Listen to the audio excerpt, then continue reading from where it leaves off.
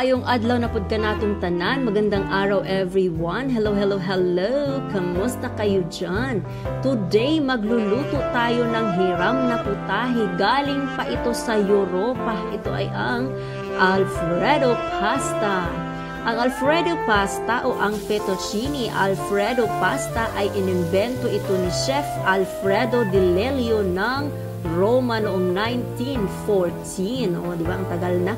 Ang fettuccine ay klase ng pasta. Ito ay flat at medyo makapal. Pero since ng aking anak ay ayaw ng makapal na klase ng pasta, spaghetti noodles ang aking gagamitin today. Hindi ba kayo tayo papagalitan ni Cho Alfredo nito, Char? So first, na gagawin natin dito ay papakuluan muna natin ang pasta according to package direction. Iba-ibang brand ng pasta, iba-iba din ang minutes of cooking yan. Kaya doon tayo mag-refer.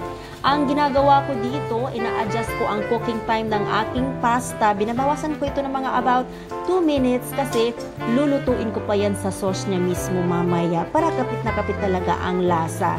So basic lang ang pagpapakulo ng pasta, no? Alam naman natin siguro lahat yan. Lagyan natin ng asin generously ang tubig na papakuluan. Gamit ko dyan ay rock salt para malasa ang pasta itself na talaga. Tapos nilagyan ko lang din yan ng olive oil para hindi magdikit-dikit ang pasta. Actually, kahit anong oil pwedeng gamitin dyan, pero wag naman baby oil, Char. Honestly, naubusan talaga ako ng cooking oil, kaya no choice, olive oil ang nilagay ko. At ayan, while waiting na maluto ang pasta, start na tayong gawin ang Alfredo sauce.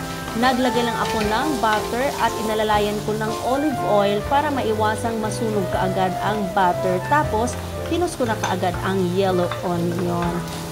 Hinayaan ko lang siya na mag-caramelize for a while. Saka ko naman isinunod ang bawang. Sa recipe na ito, pwede kayong magsahog ng kung ano-ano like seafoods, beef, tuna, or kung anong treat nyo. Pero ako, chicken ang ginamit ko kasi ito ang gusto ng aking baby girl. Kaya nga ang title nito ay Chicken Alfredo Pasta. At isinangkutsa ko lang itong mabuti hanggang sa maluto ang chicken. Saka naman itos ang mushroom.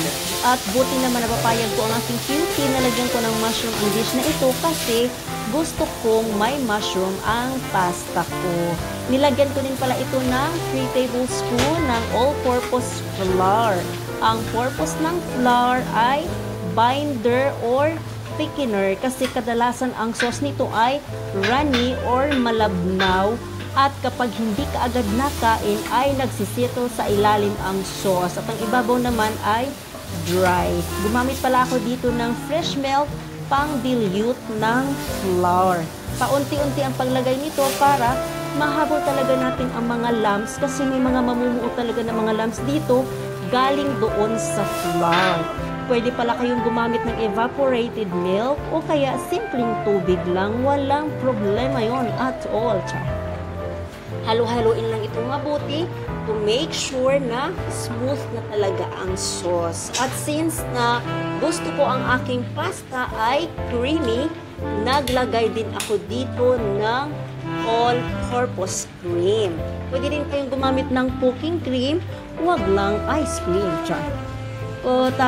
Kung tubig pala ang gagamitin yung pang-dilute ng flour, dagdagan nyo na lang siguro ang all-purpose cream. Naglagay din ako dito ng chicken cubes, pang-enhance ng lasa ng chicken.